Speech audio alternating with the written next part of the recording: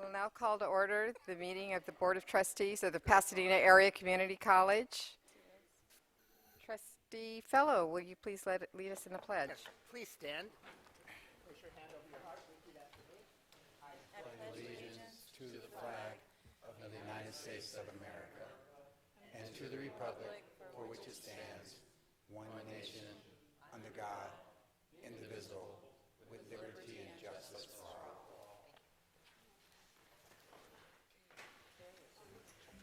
So this is our first meeting of using the board docs. So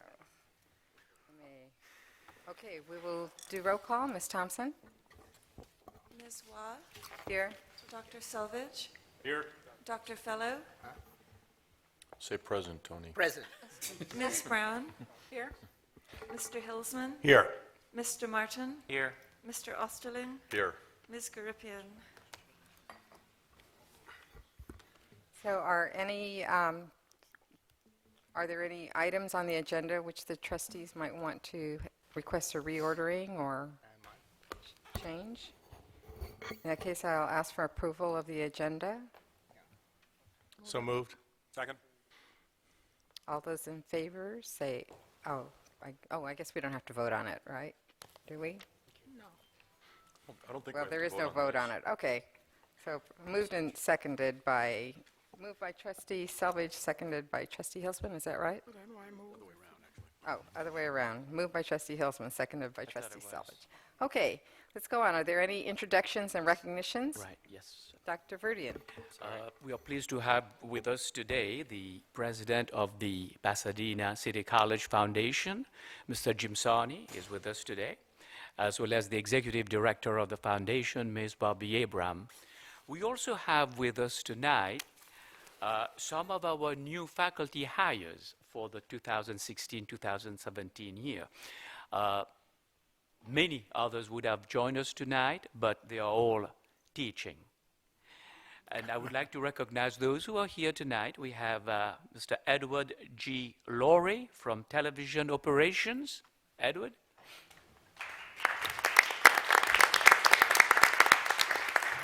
From Kinesiology and Athletics, we have Innocent Igbunike. Juan Carrion, counselor. Catherine E. Maguire, librarian. Lily Tran, counselor. Mahara Sinclair, art, life drawing. Margaret Bowles, mathematics. Noela Rashid, mathematics. Roger Guerrero, choral director. Darlene Seropian, counselor. Juliana M. Valdez, English composition. I hope I have not left out anybody else who is able to join us tonight, and we are very delighted that you are at Pasadena City College. And together with the vice presidents, I interviewed all of you, and I can let the board know that we have some wonderful faculty members that we have hired this year, and we are looking forward to increasing our graduation rate, increasing our transfer rate, and remaining as a flagship institution in California and in the nation. Thank you. Thank you, Dr. Verdian, and welcome to PCC. I think many of our board members had a chance to meet some of you at the African American Advisory reception that was held at Assemblymember Holden's office. So once again, we welcome you, and welcome Mr. Sarney for coming and attending our board meeting. Dr. Fellow, do we have any requests to address any items, non-agenda items? Yes, Madam President, we have two under public comments today, Martin Enriquez and Margaret Castro. Mr. Enriquez?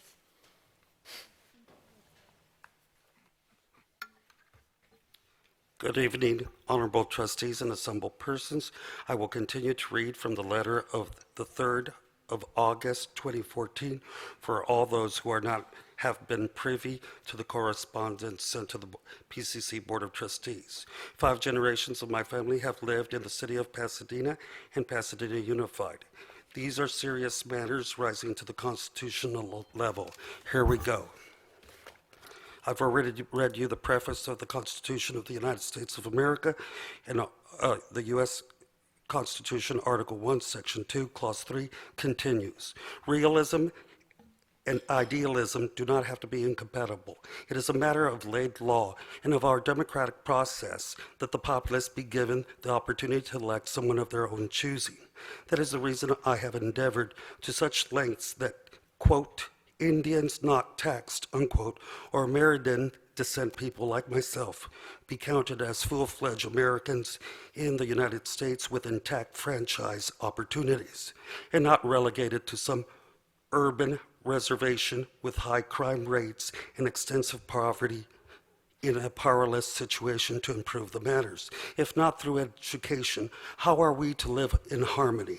Therefore, I will continue with my epistles to petition my government, the PCC Board of Trustees, for redress of grievances, namely the grotesque redistricting that occurred in 2001 and 2012 in the Pasadena Area Community College District. The indefatigable John Quincy Adams, for about a dozen years, attempted to remove the gag rule that was a House of Representatives abridgment of the right of petition or the First Amendment. The gag rule was imposed by a Slovacracy elite in both chambers of commerce and refused petitions by abolitionists to end the institution of slavery. Now I will read the second point, Amendment 14. All persons born or naturalized in the United States and subject to the jurisdiction thereof, deprive of any person of liberty, of life, liberty, and property without due process of law, nor denied to any person within its jurisdiction the equal protection of the laws. The important phrases here are all persons, quote unquote, and equal protection of the laws. Or the Equal Protection Clause of the 14th Amendment is applicable to all U.S. residents with few exceptions, e.g. the diplomatic corps. Section 2, representatives shall be apportioned according to the whole number of persons in each state. Indians, excluding Indians not taxed, being 21 years of age. Indians not taxed, not resolved till the 1940s. To be mixed was to risk being excluded, as was often the case. Please come to an end. Case it well into the late 20th century. I am of Michoacan, Tarasco, Purepecha, non-Bureau of Indian Affairs descent, plus part Western European admixture. Among the fertile. Mr. Enriquez, time. Your time is up. Thank you. Miss Margaret Castro.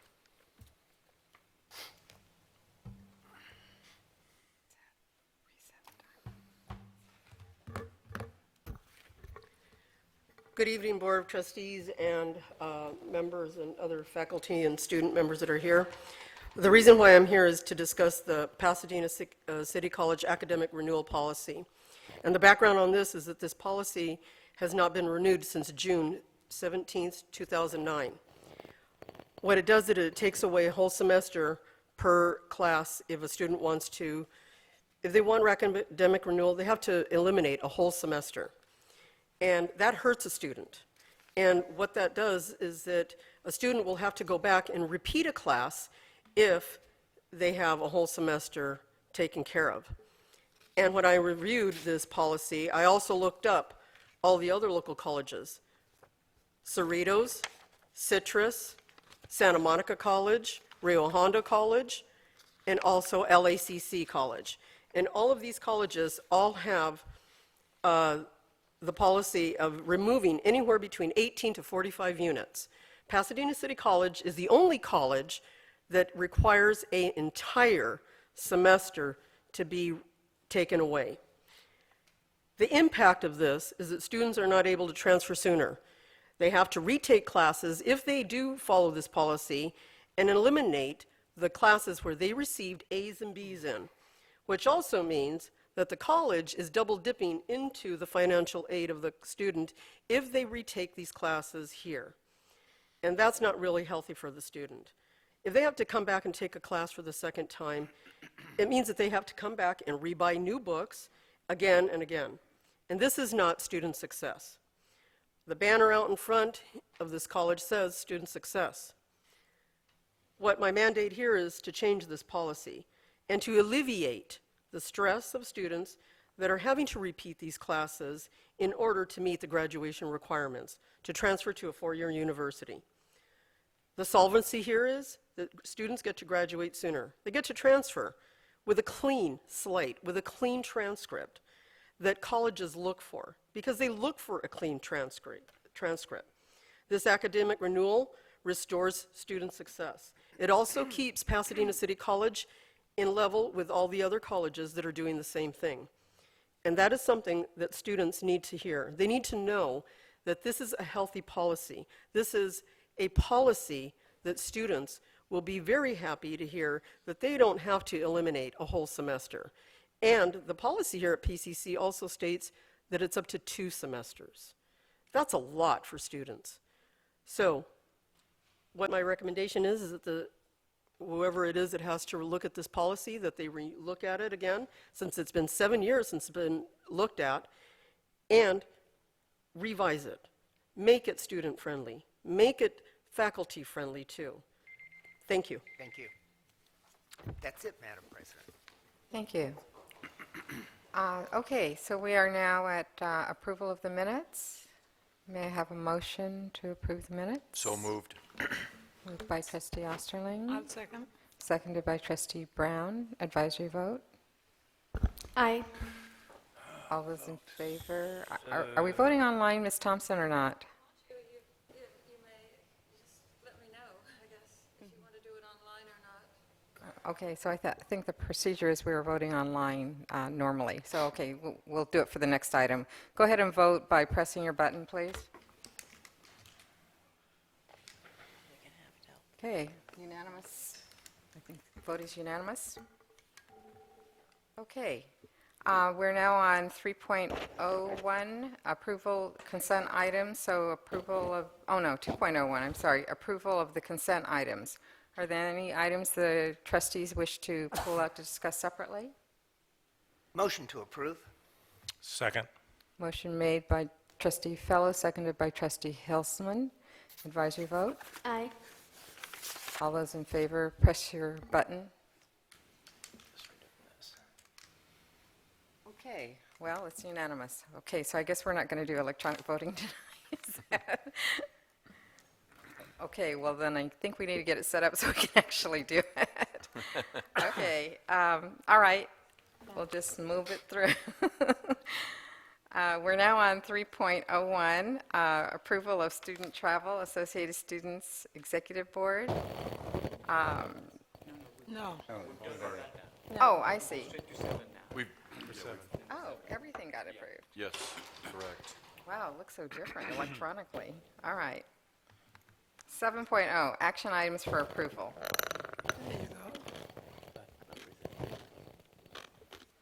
Bring it up now. Oh, the approval of the amended?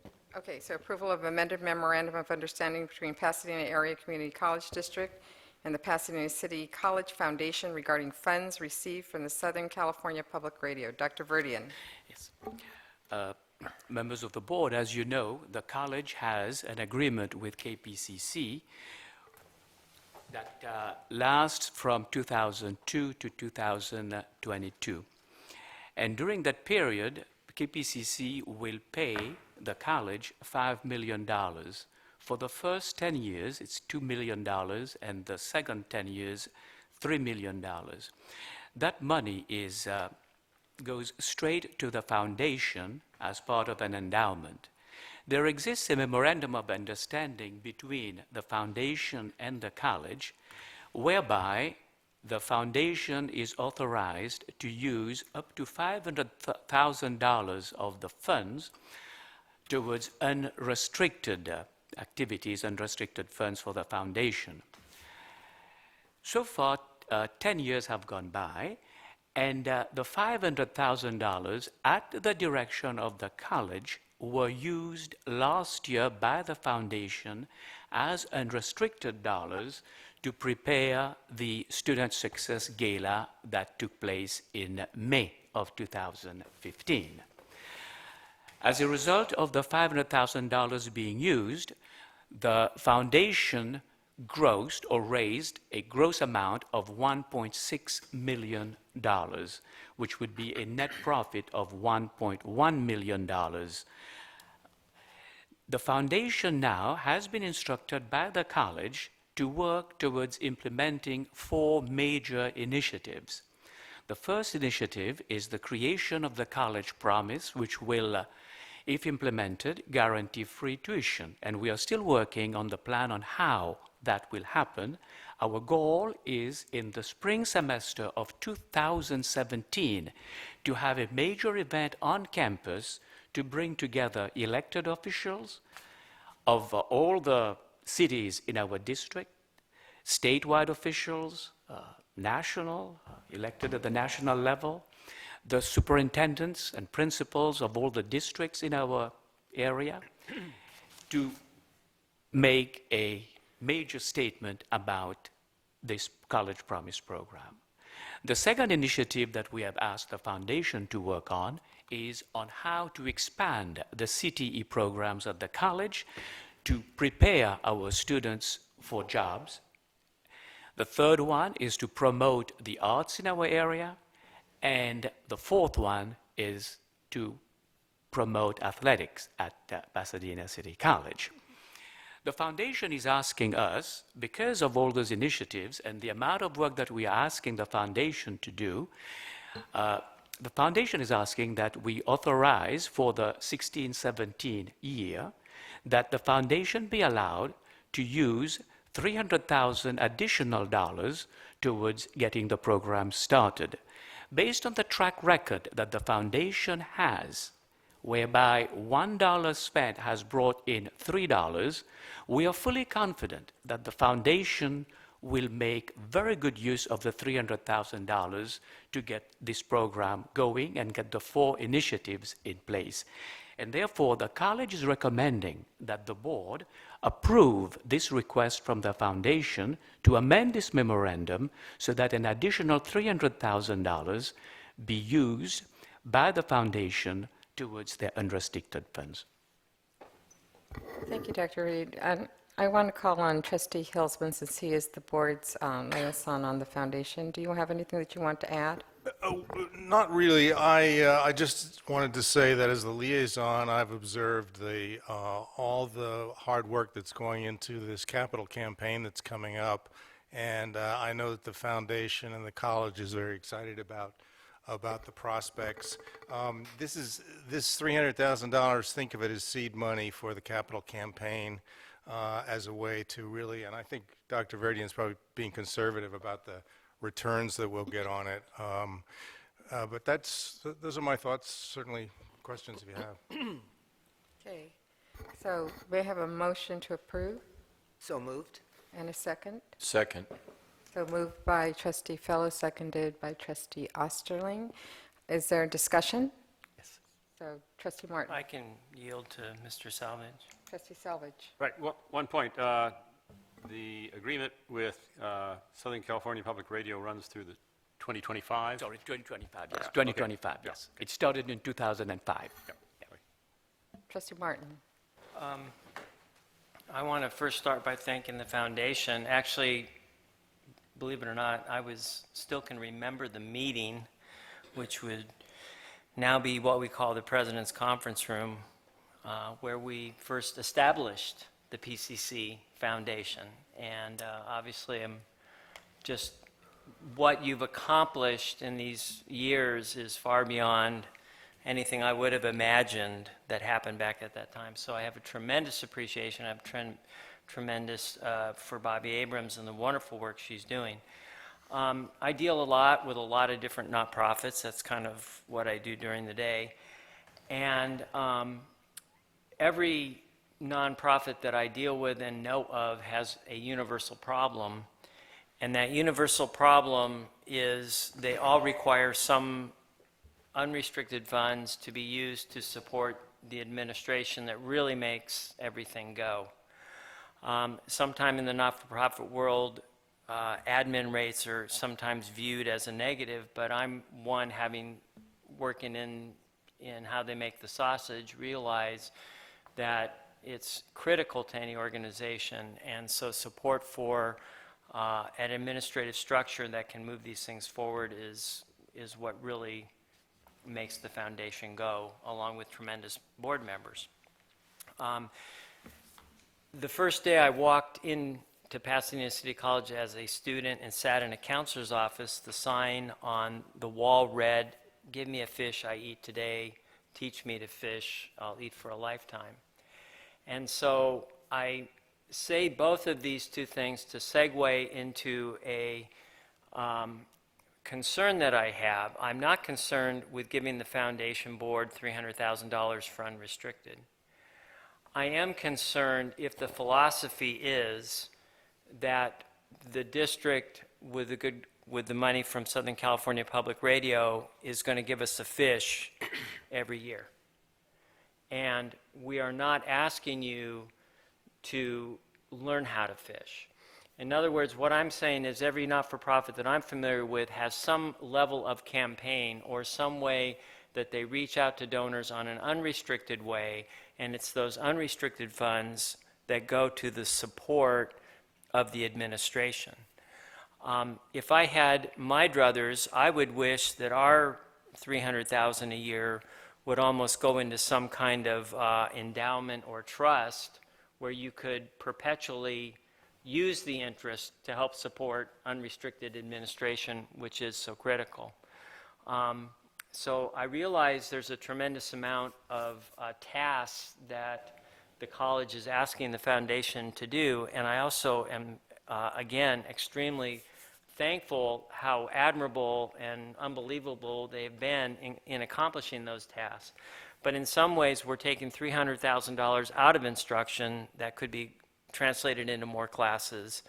And I'm just not used to seeing an organization not have some part of a campaign that isn't geared towards something restricted, but geared towards unrestricted to help substantiate the perpetual growth of the admin that's so critical to the organization. So I'll support it this year in knowing that maybe you're taking this comment to heart. I'd ask the foundation board to have a discussion on the many challenges and think about ways that in the future some of these funds could be raised unrestricted to help with that, and more so that in our next 300,000 or next 300,000, maybe we can start endowing something to help you on a more perpetual basis, something to that effect. So I'm going to be supporting it tonight, but that is my concern. I know Trustee Brown also had a question, so did you want to ask the question? Well, actually, it's pretty much clarification. So this $300,000 we're saying, is this something we're going to be doing every year? That was really what I was going to. So every year we'll give $300,000 out of the, is that correct? The question before you tonight is a simple ask for $300,000 for the budget for 16-17. Okay. There is significant startup costs in a campaign, and this is the year that those startup costs are going to really hit our budget. And just to address some of the comments that Trustee Martin mentioned, we raise over $700,000 a year in unrestricted funds, and we are a self-sustaining foundation. We have an annual fund now. When I first came here, there were only $1,000 was considered a major gift, and there were only 116 donors that gave over $1,000 a year. Just in the last quarter of our last fiscal year, we raised over $50,000 just in our President's Circle, and that doesn't include the money that's raised, for restricted purposes. So we have almost tripled our unrestricted funding since I've been here.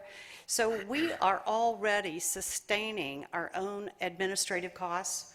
What we cannot sustain is a restricted campaign for the college. That is an additional cost that we're having to take on behalf of the college. So what we're simply asking is, will the college advance the funds to support that campaign? And keeping in mind that the issues of the campaign are scholarships, arts, athletics, and career and technical education. 3 of those 4 initiatives, we will simply be writing a check back to the college for everything we raise. The only thing we will maintain from that campaign are the endowed scholarships that actually get donated to the foundation.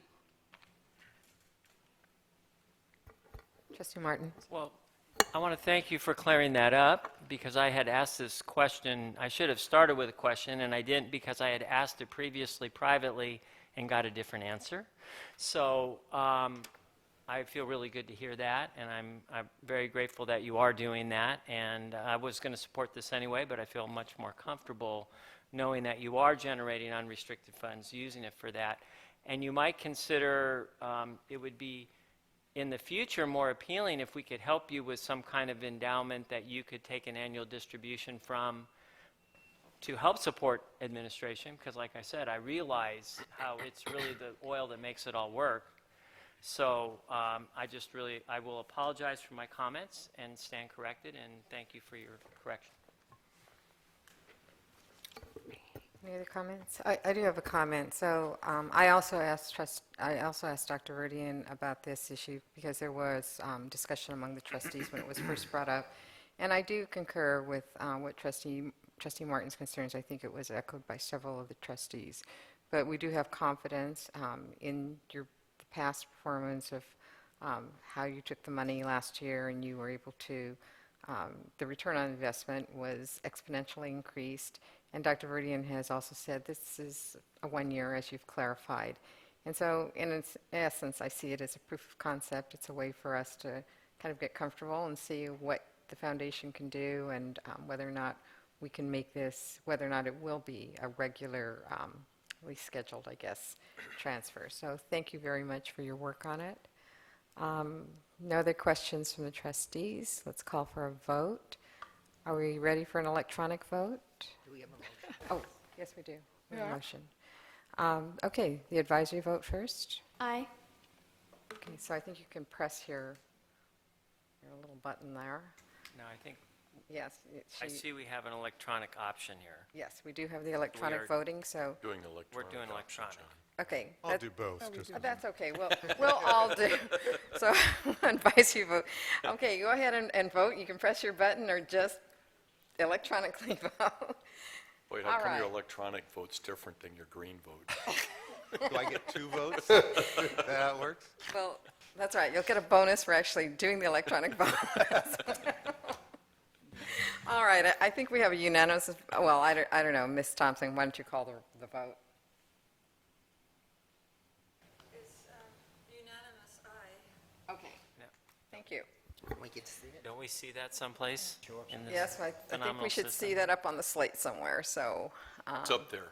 It is. Okay, I see it now. Motion by Dr. Fellow. Where's the vote? I don't Yeah, see the where's vote. Where's the? Vote's There. not There dis- we go. There it is. All right. Rolling along here with That's board cool. docs. Well, you'll be horrified to know that I also mentioned to Measure P that maybe they would want to put their information on board docs. But maybe we'll try it out a little bit here. Okay, let's see, 7.02, approval of the Chancellor's Office scorecard. Dr. Verdian. Every year, the state legislature and the state chancellor's office require that the board of trustees of every community college district in California has an opportunity to review the scorecard data. It has to be agendized, and the minutes have to be transmitted to the state chancellor's office. And we are not doing this just because it is a compliance issue. We are doing it because it is important that the board has an opportunity to review the data and has an opportunity to talk about the data and see what we as an institution are doing. And tonight, Ms. Crystal Colrose, the Executive Director of Research and Planning, will be doing the presentation. Good evening. Glad to be here. Thanks for the opportunity. let's go ahead and get going on this. I know you have this in your packet, but let me just take you through a little background. This has actually been going on for lots of years. It started with something called Partnership for Excellence in 1998 that lasted until 2006, where the focus was primarily on completion of successful courses. So a successful course completion of remedial courses, successful course completion of regular transfer and CTE courses. And then we moved, and in 2007, they came out with ARC, Accountability Reporting for Community Colleges, and this is when the shift started. We were still looking at completion, degrees and certificates and remediation, but they also added in what we call momentum points, persistence, and still we were talking about course level success. And then in 2013, they really raised the bar for us, and they came out with the scorecard, and this is all about completion. It's about degrees, certificates, transfer prepared, CTE completion, and those things that we call momentum points to completion, 30 units, persistence, and there's a new thing that I threw in the slides that I'll show you later called skill builders. So let's start with what the scorecard indicators are now. We have completion, student progress and attainment rate, 6 year, career and technical education completion, 6 years. Then we have the momentum points, persistence, 30 units, and remediation completion rate. And again, this is a student who started in remedial education and made it all the way up to transfer level, either math, English, or ESL. And then the non-credit metric is the career development and college preparation. And this one came into play about 4 or 5 years ago. So as Dr. Verdian said, that it is a condition of receiving specified funds, and I think they left that vague just so they could say what those specified funds are, that I present this to you and that you adopt and accept the scorecard. I do this every year. So let's start with the 5-year trend, student progress and attainment rate. If you see, I put a black line across the top that rests on the first cohort, year 5, which is actually the 2005-2006, with the outcome year being 10-11. That's across the bottom. And then I gave you the statewide average, which is the first gray bar. The next one is PCC's overall completion rate. The next one is our completion by students who come in prepared in the cohort. Then the completion rate for those who come in unprepared, those who need remediation in math, English, or ESL. And then the last bar is the best in the state, which if you want me to tell you who that is, I will, but otherwise I'll just keep it a secret. Sure, tell us. Please. Really? Really? We're all curious. It's pretty consistently De Anza College. That's what I thought. Yeah, I know, right? We try. Yeah. So as you can see, we have made some progress in some areas, but actually that number has stayed pretty consistent across the years. If you look at the last one, the 2009-10 cohort, you can see we're just a little bit above the bar of where we started from. So it's about a 2 or 3% increase we've made. Yes? So obviously the average, looking on this, the percentage of prepared versus the percentage of unprepared, Would you like that? would Sure. have a significant impact on the average. Yes, and the percentage of unprepared coming in for us is it's ranging between 65 to 68%, with now being about 68%. The state is about 70 to 72%. The unprepared is 68? Yes, sir. Is that, I'm looking at It's page not 5, it's the not chart reflected up on. here. Yeah, it's not reflected in this. I'm just showing the completion rate. So if you look at that stripe bar, that's the completion rate for students who come in unprepared. And as you can see, they're well below everybody else. But that is about 68% of each of the cohorts. Does that help? It helps a lot, and I mean, unscientifically, looking at the distance that the prepared is above the black line and the unprepared is below the line, I would say we're doing a sensational job. Because if the average is weighted 68% to unprepared and the black line is closer to the unprepared than the prepared, I mean, it just seems like we're... Well, when we get into the You'll next get couple into of it. Okay, slides, thank you'll you. kind of see where that's falling out for us. Yeah. And you're right, there's things to be happy about in here. So I just gave, those are the baselines, so 53.6 was the outcome in 10-11, and we're now at 56% in 2016. So we have made some progress. So then I like to point out, to break it down, deaggregate it, we have to do this a lot now by ethnicity, and as you can see, now this time I just put the bar right at 50%. So it's right there, and then you can see where these groups are falling above and below that bar. And as you can see, our Asian students and our white students do a very good job, as do our Filipino. And I just want to circle these two groups here, because if you look at them, they look like they're really volatile, but the truth is they're very tiny. In the cohort, there are about 20 to 25 students, and sometimes even less in the cohort years. So that's really why they look so volatile. So in the next slide, I'm actually going to take them out, and now you can kind of get an idea of how the gap actually plays out. So the red line through the middle there, that's the PCC overall average every year, and then you can see where we have our African American, our Hispanic, our white, our Filipino, and our Asian students. So as you can see, it's our Asian and white students who are bringing up the overall average. Crystal, what's the red line? It's not on our I'm sorry, computer. it's probably a different color on yours. I changed it today. That's Oh. my bad, but I changed the color. But it should be labeled on yours. It says PCC overall. Oh, there it Right. is. It's the green line. Thank Yeah, you. sorry, yeah, Thank sorry. you. Olive green. Thank you. Could you, just so I can follow, you talked about different cohort sizes. I'm assuming you mean sample sizes? Is that? No, they're cohorts. Students get into a cohort based on a few things. For each of these cohorts, in this particular metric, the cohort is students who are first-time students in the entering year, which in the most recent year would be 2009-10. They were first time. They earned 6 units within 3 years, and they attempted math and English.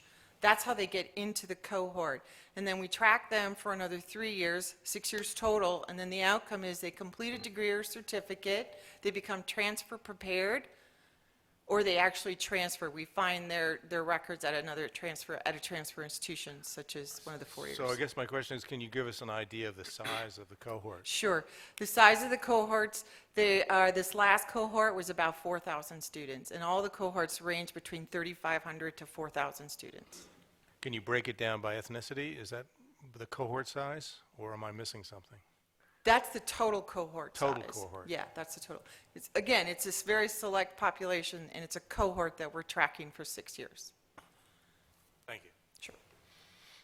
I've got a sort of a basic question going back to the bar charts that begin on slide 5, 6, and then the graph on 7. The graph here on 7 shows the percentage on the y-axis on the left, and that percentage is a percentage of what exactly? Because when I go back, the earlier slides that or Which couple one? slides, we talk about completion, momentum, non-credit. Is that Okay. sort of a mix, or? No, this is just the SPAR rate you're looking at right now. This is just student progress and achievement rate. I'm going to get to the other momentum point slides in just a minute. Oh, okay, so that's, This is going, just okay, SPAR. on slide number 3, it's the completion, it's the SPAR, the one at the very top. Right, this is Okay. just SPAR. Got it, okay. I thought it might be a, No, I wasn't Combination. trying to trick you. It's just SPAR. want to see how complicated we can make it. Okay, so we got that, Okay, when I remove those, everybody good with this? Okay. So this is persistence, and again, the cohort for this is exactly the same as the SPAR cohort. So the student gets into it the same way. They're a first-time student in the cohort, the beginning cohort year. They complete 6 units, and they attempt either a math or an English class. So as you can see here, we are really good with persistence. Students like to stay. Now, the one thing that the Chancellor's office did do with this persistence rate is they lengthened it. It used to be fall to spring persistence. Now it's fall to spring to fall persistence. So it's 3-term persistence because that's considered a better indicator, a momentum point that a student is going to complete. And then the gold line beneath it, that's the 30 units. That means within the 6 years, even if we lost them and we can't find them anymore, they completed at least 30 units. And again, 30 units is considered a momentum point. They've done a lot of research on this. You earn 30 college units, you're more likely to make more money. They see salary gains. So it's considered a momentum point to completion. Questions? Are we good? Yeah, one Yep. question on the persistence. When I was here quite a while ago, I took summer school, fall, and then semester, and then spring semester, and then I just left. I didn't, shoot for the AA degree. I transferred to SC. Where would I show up? You wouldn't, Or if somebody did that today, how would they show up here? we wouldn't count your summer enrollment, Oh, okay. because this is only primary terms. So we only look at your enrollment in fall, spring, and then the next fall. It's primary terms only, no summer enrollment. For persistence. And this is just the way the chancellor's office chooses to do this. Okay. So the number of units that I took during the fall and the spring semester, that would be what they would look at. Even though I was only here for one school year, they'd say, well, what did he do over 3 years? Well, they'd consider it in the 30 units, if you managed to get 30 units in that 1 year, but you wouldn't be in our persistence rate. Does that make sense? Oh, okay. I wouldn't be persistent, but I'd get 30 units. within- Yeah, got you'd it. make the 30-unit momentum point. Yeah. Good for us. Congratulations. Okay. All right, this is remedial completion. So this is someone who comes to the college, same thing, cohort year, and attempts a math, English, or ESL in either one of these, and they actually make it to transfer level. So for math, it's that they started 2 to 4 levels below. English, it's 1 level or more below, and ESL, it's like a free-for-all, just kidding. And then they make it to college level. And as you can see, we've been doing really well in math, because math is a big stumbling block here, and they've had an 11-point increase since we started the scorecard. So good work, math. Yes, Carrie's here. She's very happy. I'm not embarrassing her tonight, so she's excited. Any questions? Okay, again, this is considered a momentum point. Okay, this is the CTE. This is the certificate completers, and this it's a smaller cohort because of the way the student gets into it. They have to have completed 8 units in a top code, a specific CTE top code, all the same. And then do they actually complete a certificate, a degree? Do they transfer? And that's how they get into the CTE cohort. So it's a little smaller. These average between about 1,000 to 1,500 each year. So it's a smaller cohort, and that's the completion rate. Everybody good? Okay. I added this one. It's not on your chart, so go ahead and look up here. This is a new one this year, and they're not actually asking that we present this, but I know it's coming because this is the first year, so I thought I'd just introduce it to you. This is called the median wage change. This is for skill builders.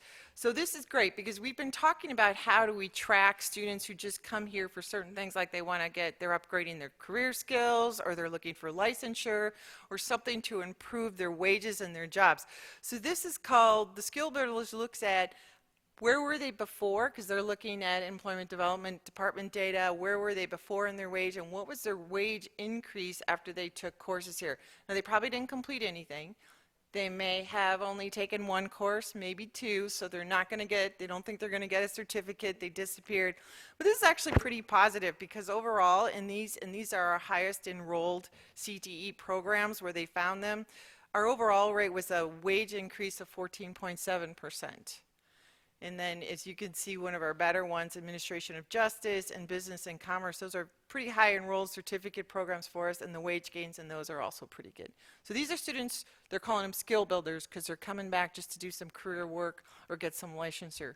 But they don't stay long. And they get into it's a very low threshold for them to get into the cohort, like they have to complete a half a unit in a year, and at a minimum, a half a unit, and not fail a class. That's how they get in. So, Crystal, this is, so we're tracking this for about 1,500 students? Is that what you said? Yeah, actually, the N on this is only about 850. It's a small group. And then are we also tracking if these are students who are getting jobs in our region? So that would be, I think, one of the things that we're doing in WEDPAC, right? That's not one of the criterion, but I'm assuming it is because they're looking at these folks as already being employed and then coming back, so they must be somewhere around here that they're coming here to get career skills and certificate or licensure. So they're kind of specific, so I'm guessing, but they don't specifically tell me that. And then in terms of actual wage, do we know what that is? Dollars? The scorecard doesn't give it to me, but we in my office are doing a much better job of finding that because we're now actually ordering EDD data so we can match it up and see what those wages and how much more money students are making. Trustee Hilsman. So, excuse me, I'm a data dummy. Yay. I have a degree in liberal arts and law, so my Nice. education is useless here. No, no, it's not. Never. Back on this chart with ethnicities, what I'm looking at, just cut to the chase, is the green line for African American students, and you see this dip in 2015.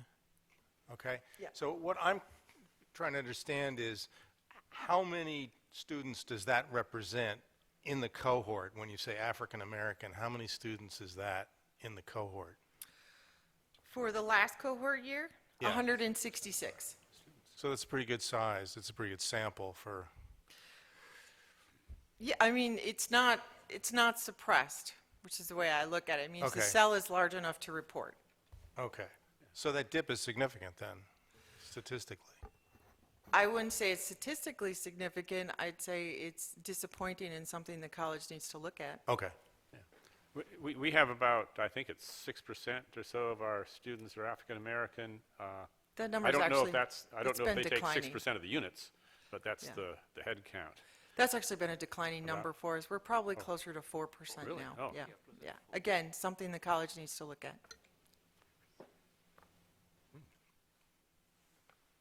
That's Are we good? Okay, let's move on.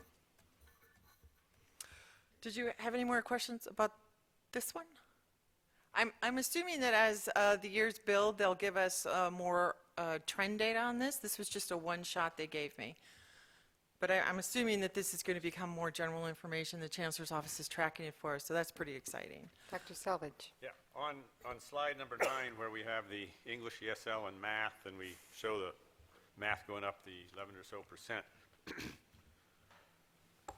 Presumably that's attributable to a number of things that we're doing, but how closely do we look at what we're doing and try and figure out, well, if we have this 33.33% increase over 3 years, how do we try and figure out what we're doing that we said we would do to try and kick this up are being more successful than other? So are you asking me what programs did we implement that yeah. probably affected this rate? Yeah. Yeah. How closely do we look at that, try to figure out which one of these things that we're doing that we wanted to see if we could increase performance, success, actually are likely to be contributing? Are there ways that we look at that? Yeah, there are lots of ways that we can look at it. The challenge for me is somebody has to actually tell me it's happening, and then come into my office and say, hey, can you look at this? And we do. We actually been, the math department is probably one of our, which is logical, one of our more proactive departments that want to look at data, and they do come in more often. We actually now send one of our research analysts to their faculty inquiry groups to participate so we can learn more. And I think they've put a lot of programs in place.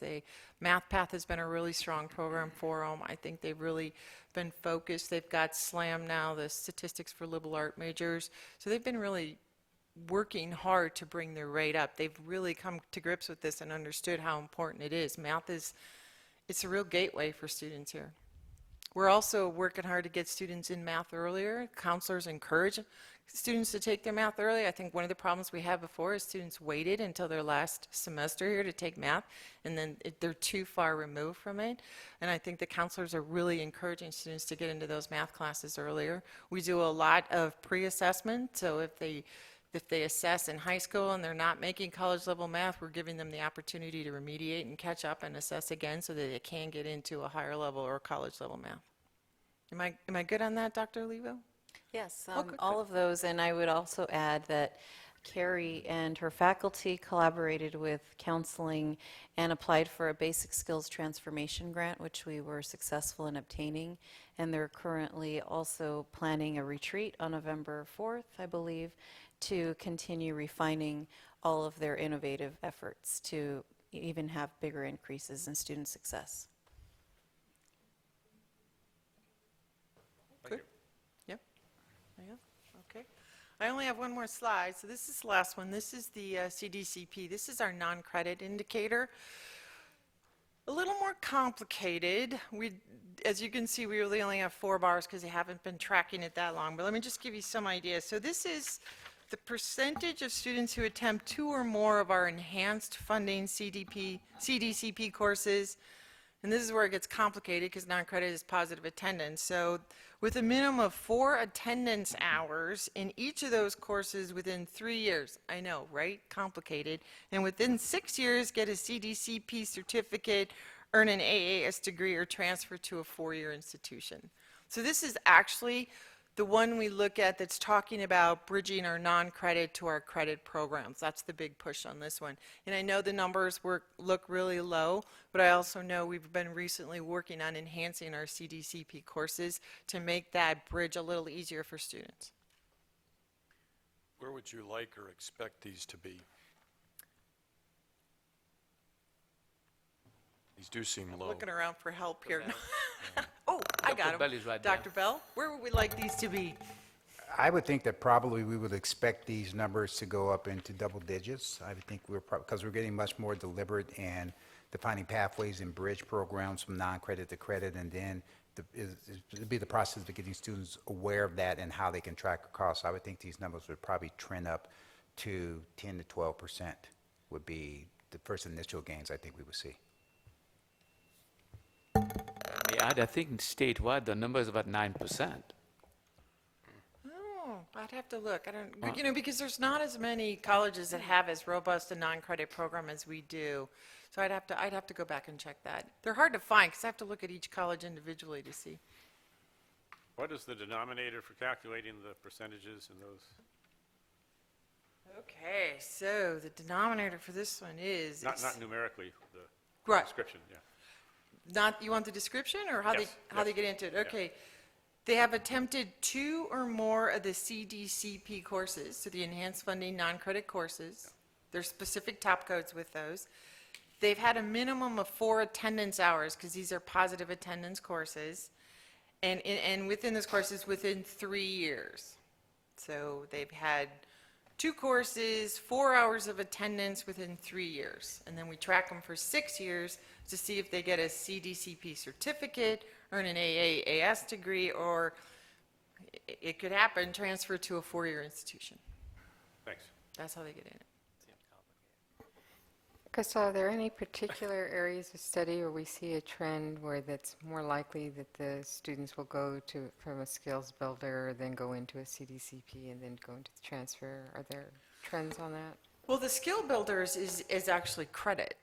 So the CDCP is non-credit. It's only looking at our non-credit students. So I don't think that we're going to see it so much in the skills builder, although it would be nice if we could figure out ways to define programs for them and keep them in them. I know we've had conversations about developing our occupational skills certificates so we can make those 8 to 10 to 12 unit certificates that maybe those skill builders would consider if they really could lead to increased wages for them. I think that's the great thing about this slide here is that we can actually now talk to students about how much wage increase they could get by completing coursework in these specific areas. I don't know if there's anything coming down the pike specifically. I don't. So I think in WEDPAC, that is one of the things that we have been looking at is how we track then getting from these skills builders and getting to the next, doing sort of a stepped increase both in your occupation and then leading on to a higher level degree. So The stackables. I know that Dean Davila is very into the stackable certificates, and I know the conversations are talking about how do we get these occupational skills certificates ready so that we can report those out as well and students can get those. And they're the smaller units that right now we don't really track as well. and then I think I just heard from Lionel Wiggins today that Temple City is sort of our first partner in getting the K-12s involved in this area. Is that, Temple did I City, understand right? that? Is Yeah, so we've engaged Temple City in our articulation efforts, so students can get credit for classes through articulation agreements. And it's been a very successful partnership with Lionel Wiggins, Dean Davila, Ofelia Arellano from Student Services, and Temple City. So not only do we have dual enrollment there, we also have credit by articulation. And will we be, I guess, encouraging other partnerships in other districts? Absolutely. As a matter of fact, we started that conversation with South Pass because they were interested in getting dual enrollment going. However, we're still working out the technicalities, so articulation credit is something that's more viable to start with. Thank you. Any other questions from the trustees? Great. I think this is an excellent report. Oh, thanks. I try to help. Excellent. Okay, so this is recommended for approval. Did we have a motion to approve? Was a motion made on this? So moved. I'll Moved by second. trustee Osterling, A second. seconded by trustee Brown. Is the voting slate up? Okay. Still waiting? All right, well, let's just push those buttons. May I have the advisory vote? Aye. All other trustees, please push your buttons. Okay, so I think we have a unanimous vote here. Thank you.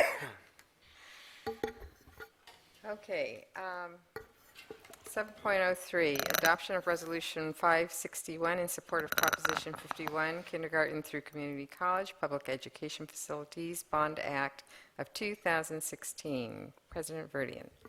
As you know, we have been talking about this proposition for some time now, and our very own trustee Osterling has been very much outspoken about the importance of the passage of this resolution, of this proposition. When this passes, Pasadena City College will receive $60,400,000 or so for the reconstruction of the U building. And we are asking that the board support this proposition, this resolution in support of Proposition 51. Okay, may I have a motion to approve? So moved. A second? I'll second it. Oh, okay. So moved by trustee Fellow, seconded by trustee Brown. May discussion? Trustee Osterling. Yeah, I would only add to what Superintendent Verdian said, that in addition, we would also potentially have other buildings. The U building would be in the first round funding, and there will be later round funding that we have other buildings that we've applied for that may also receive funding. 4 additional buildings, I believe. Did that 4 additional buildings, Dr. Storti? We actually are in line for some seismic retrofitting on 2 of our existing buildings. Trustee Hillsman? Well, just to say, there's not a lot of polling on this, but the latest polling was about 2 weeks ago, and it's a little close. So, I mean, urge your friends, neighbors, and family, and everybody else in the state of California to vote for this. It's very important for the future of Pasadena City College. Trustee Martin? I have a strong policy of really trying to not engage in these debates at the board level on most propositions. Most propositions are pretty pretty straightforward, and the voters can see the benefits, and they can also understand the cost and allow them to make that choice. So I normally abstain. However, there are always exceptions, and I think this is an exception. And I say that because I think it's important for the people of our district to understand that in this proposition, there will be a disproportionate amount of the state supporting the Pasadena district because of the priorities that we have on top. So though I have hardly ever supported or voted either way on any of these, I am going to make an exception and urge our community to support this because of what it means to PCC, and I think it's important for our district to know that. Thank you. Other trustees? Yes, I also wanted to add, I know I've talked to the districts and the communities in my area, and I think there's a lot of confusion and misunderstanding. Apparently, some people have come back and said that the proposition, the wording wasn't really well done, and so it caused a little bit of confusion. There was a lot of discussion about only the wealthy districts would actually get any money because they were the only ones who had resources. But I think when people heard what the benefit was to our community and how urgent it was, I think many people were ready to support it. So thank you, trustees, for all of your comments. Do we have an electronic vote ready? Okay, so may I have the advisory vote? Aye. Okay, so all trustees, please indicate your vote on your slate.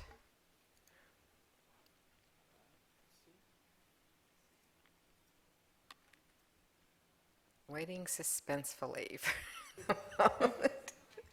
All right, we have all ayes. Motion passes unanimously. Thank you. All right, 7.04, adoption of resolution number 562 in support of Proposition 55, the California tax extension to fund education and healthcare initiative. Dr. Verdian. As you know, Proposition 30 will be expiring at the end of this year. And with the expiration of Proposition 30, the district stands to lose almost $19 million a year, Dr. Storti? Yeah, the total amount's about $19 million a year. 20% of that expires at the end of this year, and that's the sales tax component. The 80% is the income tax component on high wage earners, and that component expires at the end of 2018.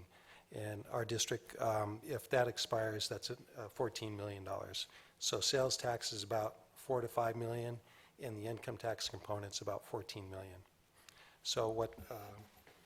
So just to clarify that, so the sales tax and the income tax are joined together in Prop 55? No. Okay. Yeah, let's clarify. Proposition 30 included the two components. Yeah. But what Proposition 55 does, it proposes to extend the income tax component only. Only the income tax. So the sales tax component is going to Goes go away away. right now. So we're at 80% anyway. Right, If we're it at 80%. passes. So if it passes, we can count on about $14 million coming in for another 12 years, through the year 2030.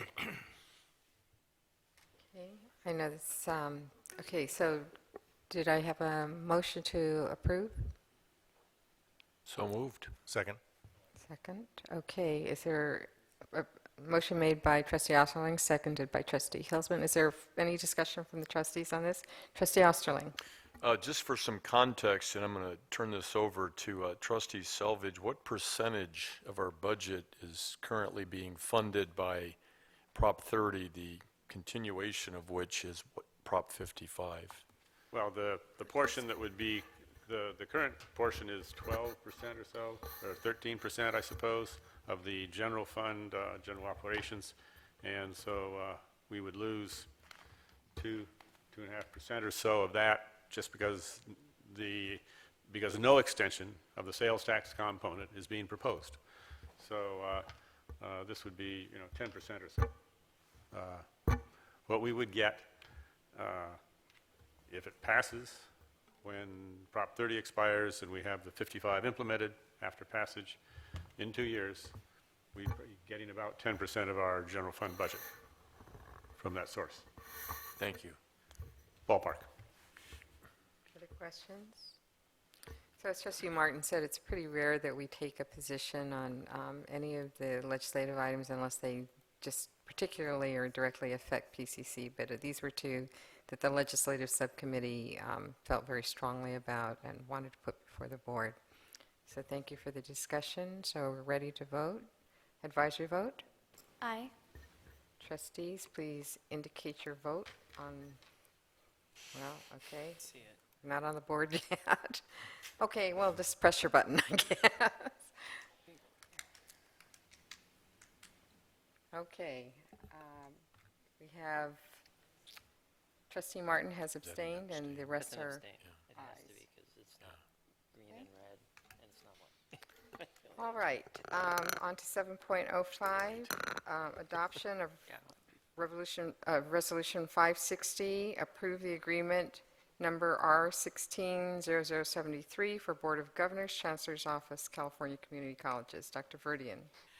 As you know, we have loaned one of our tenured faculty members to the State Chancellor's Office to provide support for the Workforce and Economic Development Division.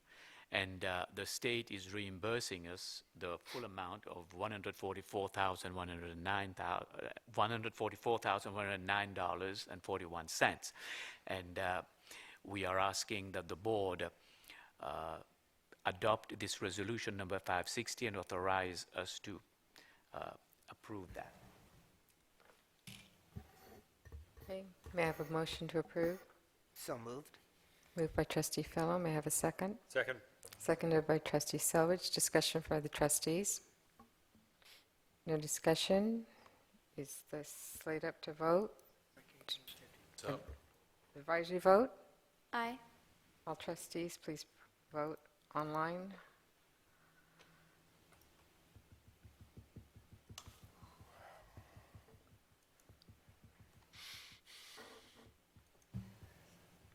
Okay, motion passes unanimously.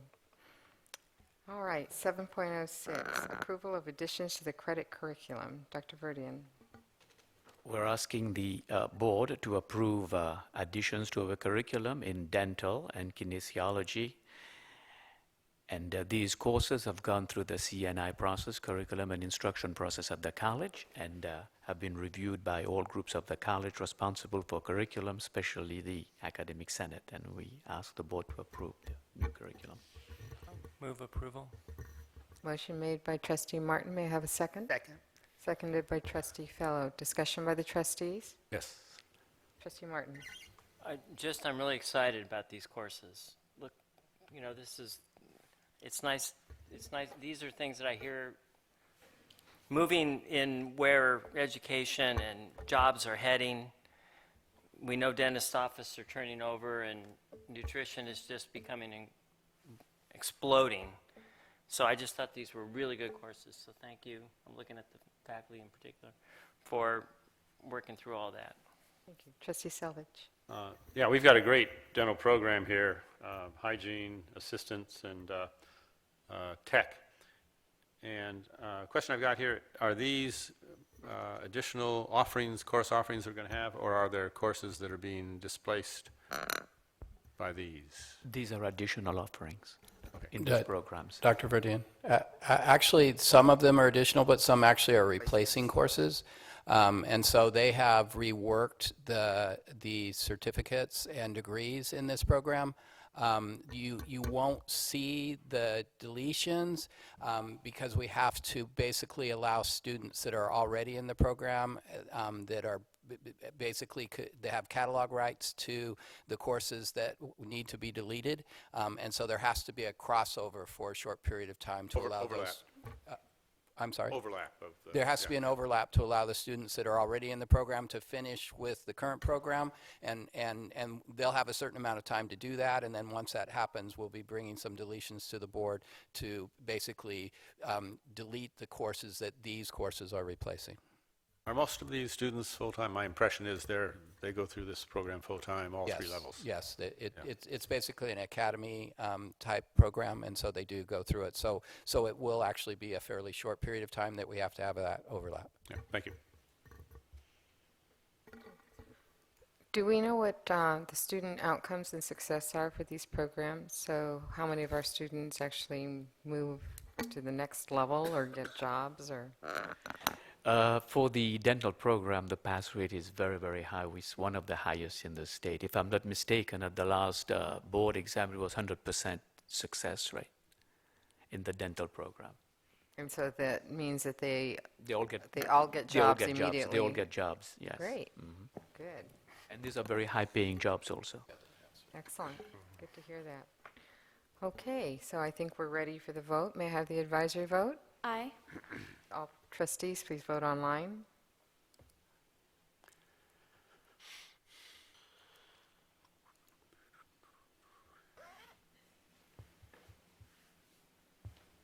Do we have the vote? Okay, great. Motion passes unanimously. 7.07, approval of the tentative agreement with the Pasadena City College Police Officers Association regarding uniforms and equipment. Dr. Verdian. With the changes that were happening in the HR department with the departure of Ms. Hampton and then the interim director of HR, who also left us at about the same time, and the coming of Dr. Lisa Norman, this tentative agreement to increase the uniform allowance for the police officers never came to the board for approval. And so we are bringing it to the board right now for approval. And it was brought to the board in closed session by Ms. Loria in April of last year, but it never made it to the open session. And we just discovered that right now as we were going to, the allowances are due for the police officers for their new uniforms. So bringing it for approval in open session, as we always do, for agreements with the Police Officers Association and other unions as well. Thank you, Dr. Rudy. May I have a motion to approve? Move approval. Second? Motion made by Trustee Brown, seconded by Trustee Selvage. Discussion by the trustees? I think we're ready for the vote. May I have the advisory vote? Aye.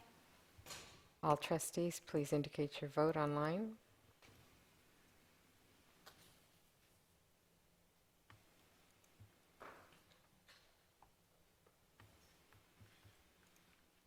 Motion passes unanimously. Thank you. Okay, we are now on information items 8.01, superintendent's goals. Dr. Verdian. Well, at the last board meeting, we looked at the goals. We had this study session where we looked at the goals and how we're going to measure them. And what we've done this time, we have brought in the goals and the action that would be taken, if you want, the outcomes that we will be measuring over a period of time. And this is for a first reading by the board, and we will gladly take in all the suggestions and feedback that you have for us, and at the same time, we will be bringing in, specifically for things like CTE and so on, some additional information as to what are some of the data that we will be collecting, and what are some of the progress that we will be presenting over the course of time. Okay, may I have a motion to approve? So moved. Information. This is just for information. Oh, It's for I'm first sorry. reading. We're going to be taking. You're yeah. right. I apologize. It is first reading. Okay, so let me just say that Dr. Verdi and I did discuss this, and so this is, as he said, this is a first reading. This is an opportunity for the trustees to review if there are particular metrics or milestones within the year that you would like to see incorporated. Then this is an opportunity to give feedback to the president. So, Dr. Selvage, go ahead. right, so the process here is that we announce tonight, or we send you an email or something? You send me the email, and then we will bring it back after we collect all the feedback, and we'll prepare everything, and then we'll bring it back for a second reading Okay. or approval. There are 2 points that didn't come up when we talked last time. It's out of order to mention it? Go ahead. Go right Which- on. which were those? Right, yeah, 2 things that I think we should include in the fiscal area would be that we make sure that we do not spend one-time money or money that is limited in its duration for being available to the college on anything that creates an obligation longer than the length of time that we'd be getting the money. So one-time money, spend it on one-time things. If we've got some money that's going to be available for 2 or 3 years, don't spend it on a program that creates an obligation for 5 years. So, so matching the availability of funds that aren't just ongoing or perpetual, if we can use that word. Are you referring that we will be adding that with the 2E, 2F, and 2G, and we'll put that in the measurable outcome somewhere there? Yeah, put another one. And then the other is that we, and this has been discussed in the Budget and Audit Committee meeting, that we have something like a 5-year plan. Yes. And that if we have obligations that, well, we don't create obligations that would upset the projections and drive the projections of our 5-year figures to the point that it would violate, for instance, what we call here fiscal stability and maintaining appropriate reserves. So, work these 2 points in. We need to have multi-year planning and make sure that when we make decisions for any year, it fits and is consistent with that, and then we don't create long-term obligations and with the hope that short-term money is going to renew or come back. Okay, if there are no other questions, so I just want to also reiterate that this is, the trustees use this as sort of our scorecard when we go back and we evaluate the progress that the president has made when we look at the annual evaluation of the college. So I know everyone will be thoughtful when we look at what metrics we would like to see and then what those milestones will be throughout the year. Trustee Martin. So last time I did mention, and I didn't quite see it in here, and I unfortunately can't think of a way to write it myself, the idea of some goal that promotes not the outstanding education that for which PCC is renowned. Did that kind of work in here some way? I mean, I realize it's a tough, it's a tough challenge. It falls under the student success part where we have the outcome on, let me find it now.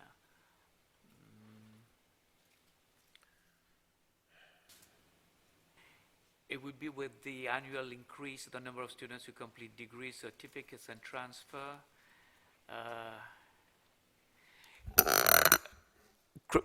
Ms. Colrose, you think you can direct me to where it is? Because I know we added it. Right.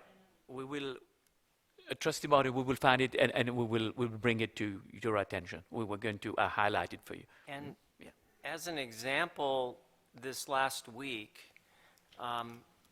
I was talking to two different people from two different schools. One was Arcadia High School, and another one was a private school.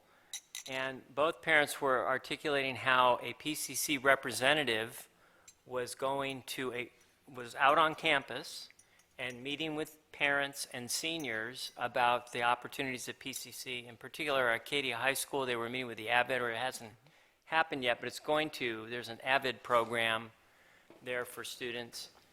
And, that kind of thing, I mean, I think we're doing it. Yes. I think we're doing a lot of great things. But I think it's important that we identify some goal. Right. Sure.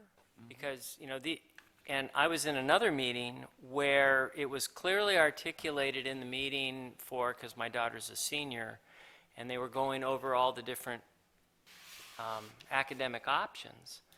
And the person who was speaking was very clear that many times the best way to get to USC or UCLA or Berkeley in particular, those three, is through a community college, and then this person went on to say, and especially PCC with their Pathway program is a very good route because it's extremely competitive, for a freshman to get into those institutions. And so, we have something here. We have something wonderful to sell. Yes. And I'm glad to hear we're doing it. So, but I want to make sure we continue to do it. I found it. Ms. Colrose? We actually put it under a measure on 3A. It's the bolded one under 3A number 2, which says develop and implement an outreach strategy through the Office of Strategic Communications and Marketing that emphasizes the quality of education PCC provides by spring 2018. I like that. Thank you. I'm Right. sorry I missed that. That's okay, my bad. Looks good. Yeah. Okay, Thank any other comments? Great, so we look forward to getting feedback.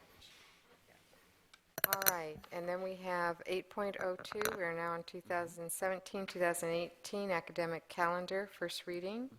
I just want to preface this that this is not a calendar that has been approved by the committee yet. It is just a draft as it was reviewed, and that the committee, Dr. Bell, is meeting on. Yes, Dr. Burton. The committee will meet, in fact, tomorrow to take up this draft, and the committee will then vote on it, recommend it to the College Council, which will meet on the 20th 20th of this month. And so we hope to bring it back to the board for a second reading and hopefully approval at the November 2nd meeting. I just mentioned that I've never seen the winter session. I guess the spring semester begins the end of February. That's kind of a long. That will more or less align our schedule, our terms with the other colleges in the area. It will align the conclusion of our spring semester with the other colleges, particularly with the high schools, because we were always a little bit early when we started our spring semester in January. Yeah, most schools want to get out earlier, but that's what you want to do. That's fine. When does the summer session begin? Like this? I do believe it's around, we're looking at about the 17th or 18th of June. Is that Dr. Juni? It would be June 18th. Yeah. Okay. Thank you. This shows commencement on June 8th and final exams the 11th through the 17th? Is that correct, Dr. Bell? Yeah, that's correct. That's been the same model that we've had in the current calendar. Our commencement is a Friday, and then we conclude final exams a week after we commence. Does that sound strange to anybody else? You graduate first and then think you it sounds a take little the strange to final. me. Put it backwards. I mean, I'm not aware that it had been done that way. Yeah, it's in the previous calendar because I saw it. It is a common practice. It is a common practice. It's new to me. It's new Students to me. think of that. I'd be interested in the students' thought on that. It's kind of like it's kind of like you're pardoning a little early, like.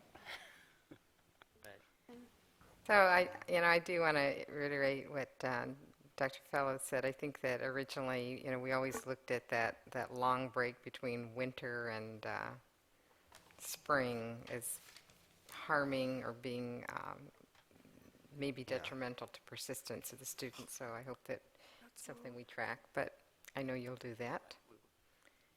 Yes, Trustee Martin. The committee has student representation on it, correct? Correct. Yeah, there are four students who sit on the committee. Okay. Okay, no other questions? Okay, we are now at the President's Facilities Advisory Council.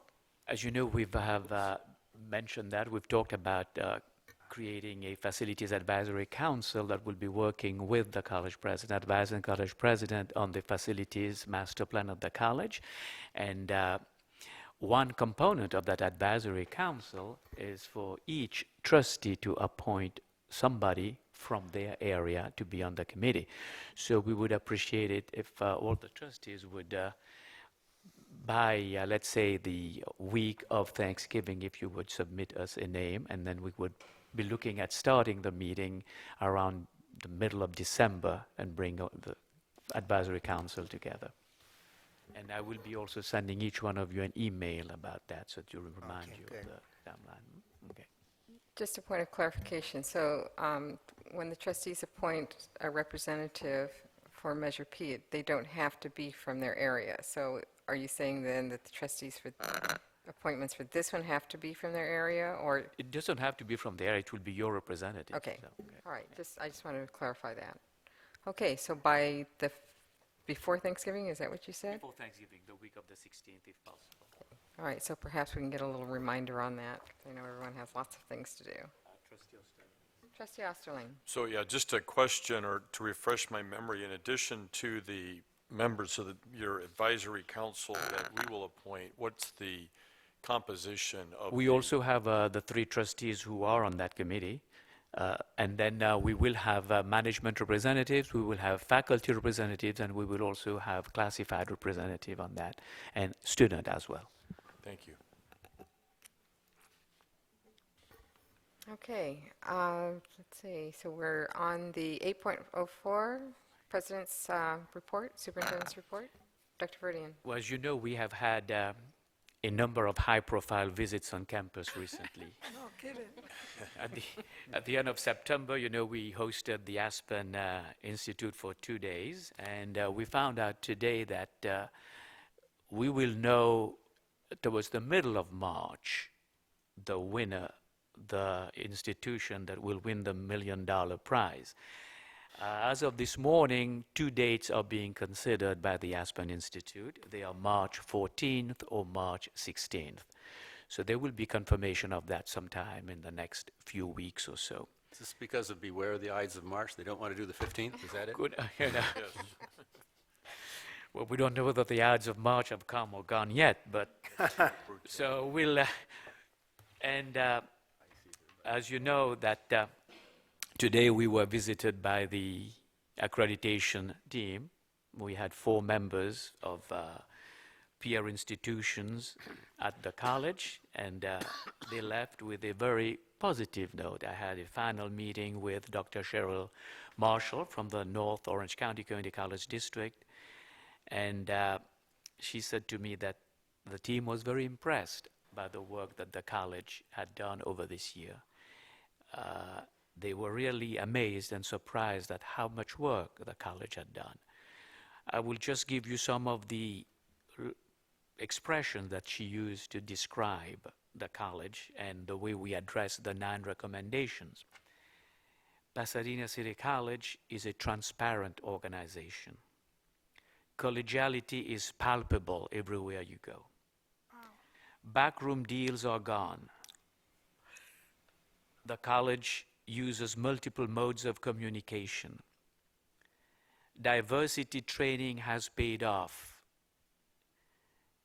Pasadena City College is an ethical organization. Professional development is working very well, and the college has made significant progress in that field. Integrated planning is well understood, and faculty, staff, and leadership understand integrated planning in more or less the same way, and they are practicing it, they're implementing it. Pasadena City College has a well-established shared governance process. Leadership and management at Pasadena City College take input from faculty and staff seriously. And if recommendations are not accepted, explanations are provided. Staff, the evaluation of management includes input from classified staff and faculty. They were very impressed when they left. Now, what does that mean? We will find out in January. The commission meets on the 9th of January, I think the whole week of the 9th through 13th. The commission will meet, and we will probably receive the action letter or the findings of the commission around the 2nd of February. So I want to thank Dr. Scott. I want to thank Ms. Lenora Rogax. I want to thank the Academic Senate, Dr. Valerie Foster. I want to thank Ms. Jeannie Sullivan, President of the Classified Senate, represented today by Felicia Mitchell. I want to thank the students, because the students played a very important part in that process. And I want to thank all the faculty present, all staff present, for the work that we have done, and for all the good words that we've heard today from the commission, not from the commission, but from the visiting team. Let's hope for the best. And I also want to share that I'm pleased to say that Trustee Watt, Trustee Osterling, Ms. Mary Thompson, and myself attended the ACCT conference in New Orleans. It was an opportunity to review what is happening at the national level and what colleges are doing with College Promise, what colleges are doing to promote diversity, and how they are addressing all the various federal regulations that are coming down. And one thing that seems to be running through everything that colleges are talking about is that the federal government is using its power of withholding funds to make colleges and universities comply with many of the regulations that they are implementing. Last week, we had 2 tables at the NAACP Awards dinner, and Trustee Osterling was with us, as well as a whole group of faculty and staff to celebrate the 31st awards. We also had a very successful Superintendent Principals Luncheon hosted by the college last week. I want to thank our faculty, our staff, and our students for being present and making the school principals and superintendents welcome on campus.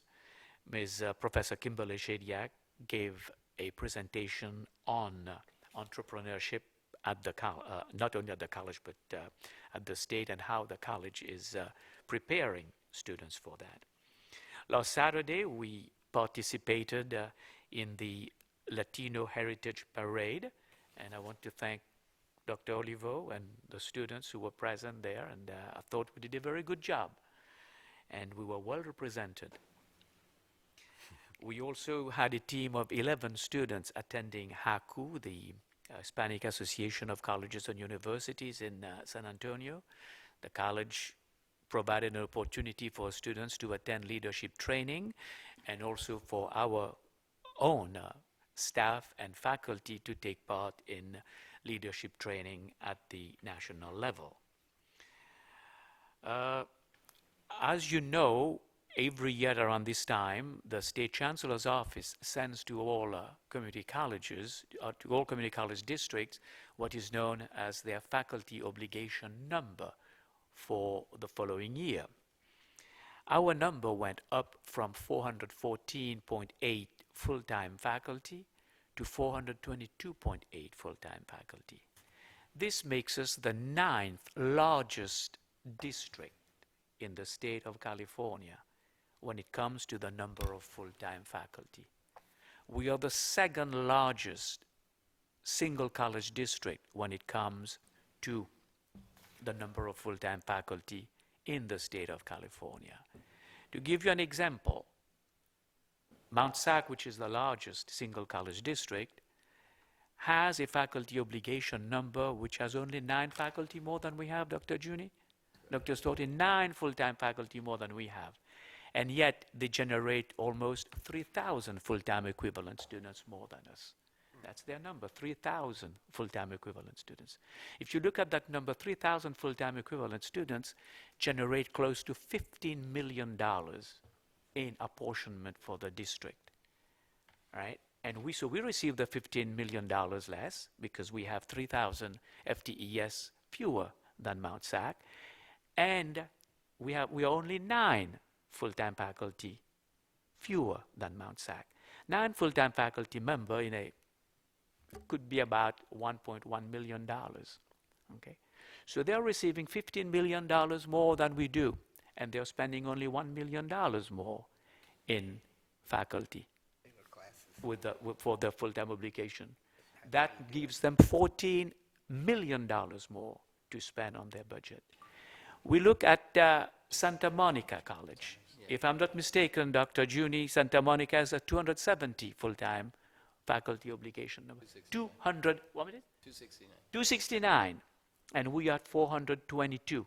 That's 160 faculty members fewer than we have. 160 fewer. And if you look at the full-time equivalent students, there are only about 1,000 full-time equivalent students fewer than we are.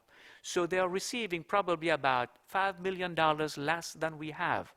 But when it comes in the number of full-time faculty, 160 multiplied by, let's make it only $100,000 a year per full-time faculty. That's $16 million. Am I correct, Dr. Stoughton? Yes. So these are numbers that we need to think about. How difficult it is for a district our size and what we generate, and how we don't receive the same amount of money because of an archaic system of computing the faculty obligation number. You may also be aware that, I'll move on to a different topic, that of the Astronomy Week taking place in Pasadena, and I will let Dr. Selvage talk about it because we were not aware of something else that Dr. Selvage will be sharing with us shortly, but we do know that PCC will be represented at the Citywide Astronomy Festival on Saturday, October 22nd. And there will be a lot of activities from JPL, Caltech, and the Mount Wilson Observatory. And tomorrow we have the Great Shakeout at 10:20, on 10:20, and we will be doing this time a full evacuation of all the buildings on campus, because we want to be sure that we are well equipped and well trained, and that we have practiced how to evacuate our buildings in case there is a major emergency. And I also want to remind everybody that next spring we will do a similar activity for an active shooter on campus. And finally, I also want to share with everybody that we have two exciting grant awards. We received $6 million from the Department of Education for the Title III HSI grant, and that's $1.2 million a year. And we have also received the Open Educational Resources Grant for $50,000. And in the spring semester, we will be bringing to the board a presentation on what we are doing with the Open Educational Resources. And this will conclude my report. Thank you, Dr. Rodian. Okay, let's see. So at this time, we have announcements by shared governance and representatives of the Board of Trustees. So let us start with President Russo. Good afternoon to the board. As Dr. Rodian did mention, we did have a presence at the Hispanic Association of Colleges and Universities. Myself, 2 board members, as well as 11 other students from PCC, had the opportunity to go to San Antonio with HACU, the Hispanic Association, and it was a wonderful experience. We were able to participate in leadership building workshops, as well as gain a better understanding of our ethnic roots, as well as how we can promote diversity on our own campuses. So that was a true pleasure. In addition, associated students will be attending a leadership conference over this weekend from Friday through Sunday.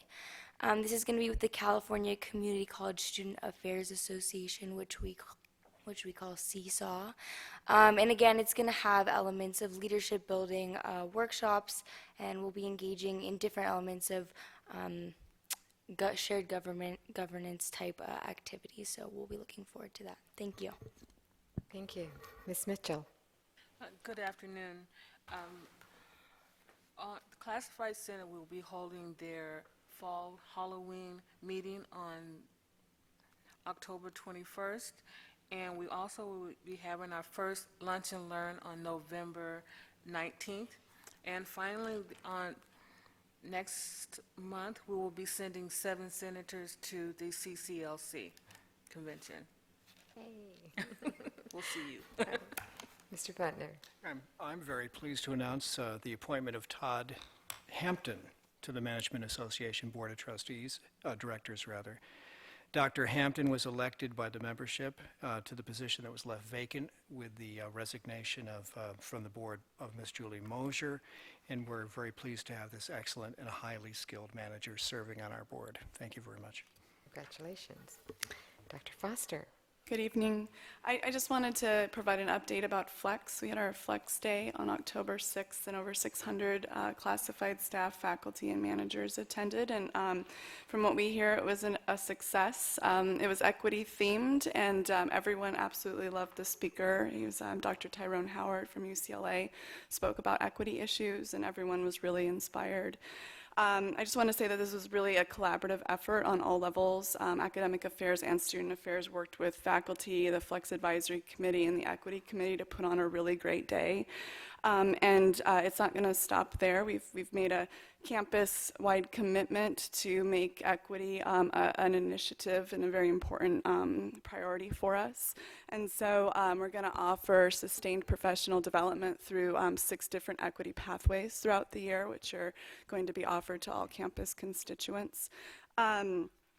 So as a campus, we're all making a commitment to be equity-minded in all areas of decision-making processes, from infrastructure to classroom to leadership to hiring.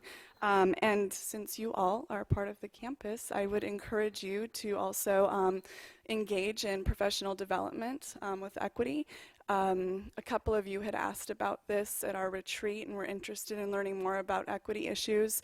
The Center for Urban Education is actually going to offer 2 more retreats this year, one for managers and one for classified, and so that would be a great opportunity for you all to attend. So I'll give you those dates. That's going to be on Friday, November 18th from 8 to 4:30. So that's at the Altadena Country Club. And also Monday, 11/21 from 8 to 4:30. So you all are invited to attend. Cynthia Olivia will be sending out an Eventbrite shortly, or you can directly contact her. So I think that the campus would really appreciate seeing you there and would consider that a great act of solidarity with all of us. So thank you. Thank you. Trustee Osterling. Thank you. I'm the liaison to LACSTA, which is our countywide school trustees association, and I was coerced into serving on the board by our chairperson, Wah. At our last meeting, we had an excellent presentation on teaching boys and men of color, and I'm pleased to learn that that group, which is based out of San Diego State, is also going to be working with PCC. Second item, as President Verdian reported, we did attend the ACCT Congress, and there was about 140 different breakout seminars that we had to split up between the 3 of us, so we tried to divide and conquer.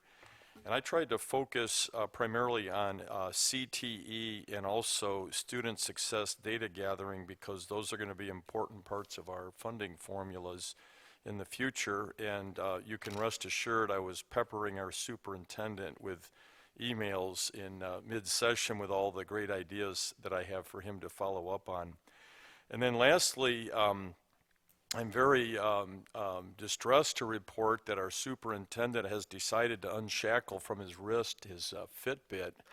And I don't think he really understands the importance of leadership in this institution that many others followed in his example. And I'll be starting a petition drive to get him to shackle back up again. That's the end of my report. Is that because it was incompatible with the GPS thing you're wearing on your ankle? I just want to be free. Thank you, Trustee Osterling. Trustee Martin.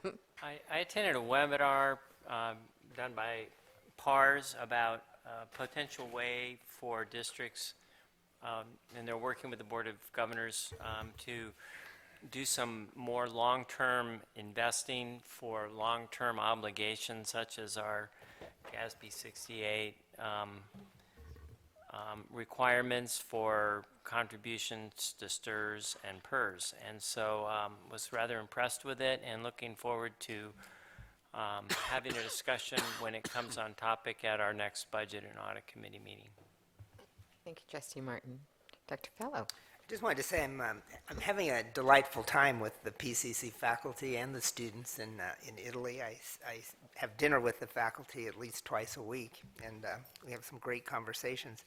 And I just want to say they're very innovative. As a matter of fact, they've put together, I'm going to be joining them at Thanksgiving in Palermo, Italy. They put together a great conference on immigration, and especially the psychology teacher, we're going to be having some talks there. As one who teaches international politics and in media, the world is really changing when you go to Europe. All of these countries now are fighting with one another. They want walls up. Italy and Austria are fighting because Austria wants a wall around its whole country.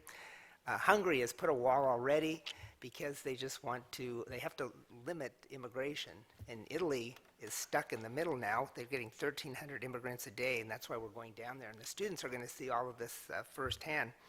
But it's very frightening for these countries because there is no money. And one who teaches globalization, I think it's going down the tubes. We're not a global community anymore, so it's very, very frightening.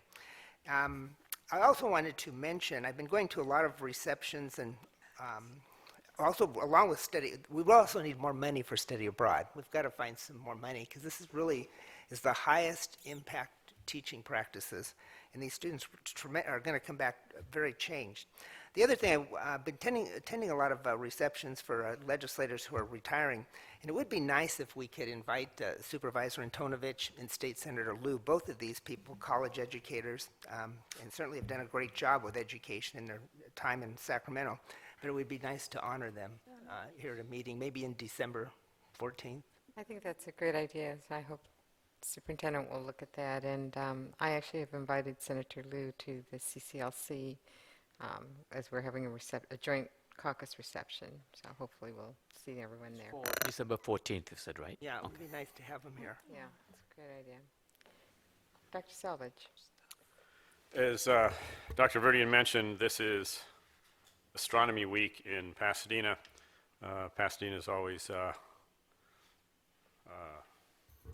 had a large opinion of itself, justifiably, as does PCC.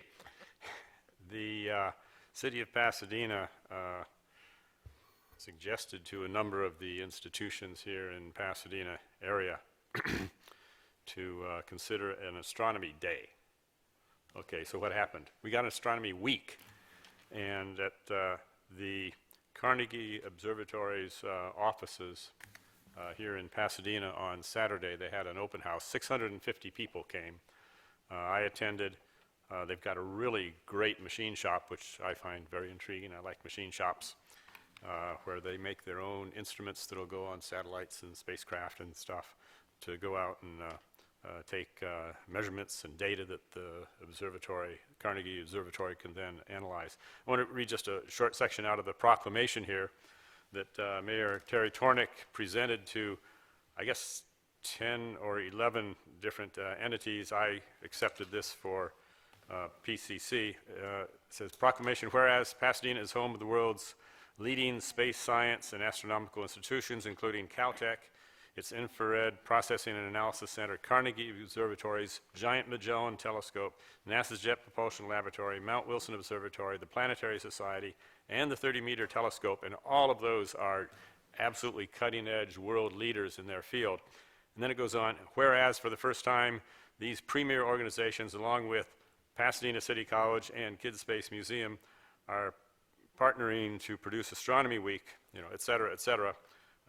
Therefore, I, Terry Tornick, on behalf of City, proclaim October 16th, 22nd, Astronomy Week. And we are going to have a lecture here at PCC on Friday evening. It's part of the Von Karman lecture series that Caltech initiated, which PCC now collaborates with. And there's a lecture on, a very interesting lecture on how when you send spacecraft out to another planet, when you send it out to land on an asteroid, how do you make these things operate and like cling to these small bodies that are out there in space? They've got something called a gecko arrangement for keeping these instruments and spacecraft on these celestial bodies. But this is a lecture Friday at 7 o'clock. And what is the name of our forum over here? The Sexton Auditorium? no, not Sexton. It's What's it, Boslow. Boslow, right? yeah, right, yeah, over there by the on the east edge of campus. So that's on Friday night, right here in Pasadena at Pasadena City College. On Saturday, PCC will have a table over at the convention center where there's going to be this gargantuan Astronomy Week festival, and it's free. So, and it lasts all day and into the evening.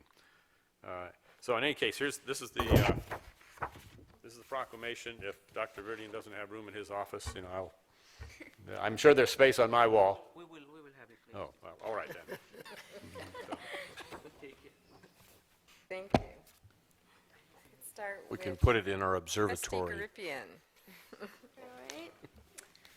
So I just actually came from the Associated Students Presidential the debate viewing party. It was actually quite successful. I think we had around 150 students show up to the debate, which is really rare because turnout, it's usually hard to get students interested in campus events. So it was great seeing students there. I left before I finished, but from what I've heard, it was really successful and it ended great. Another event that associated students are doing, we're actually holding a proposition forum on October 27th. It will be held in C333 from 10:30 a.m. to 12 p.m. and we will be working with the League of Women's Voters to provide nonpartisan information about the propositions and allow students to learn about the propositions and make informed decisions.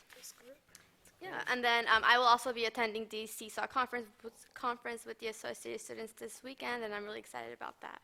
And in addition, the Associated Students will be voting on passing resolutions similar to the ones we passed today on Proposition 51 and 55. So that will be next Wednesday.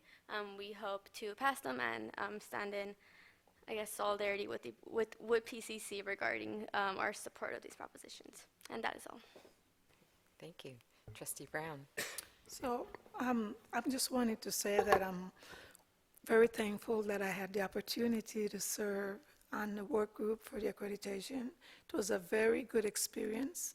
I was so proud today to hear Dr. Scott and Lenora and all the folks in the room, how well they articulated all the work that we've done. And you know, it's a good feeling to close that loop. I'm really excited and looking forward to see that our names can be clear and we could be PCC restore with full accreditation. And I'm sure that is going to happen. So good job, Dr. Scott, and to all the constituents, because that was a very big job to just get people together and doing the magnificent job that was done. That's all. Thank you, Trustee Brown. Trustee Hilsman.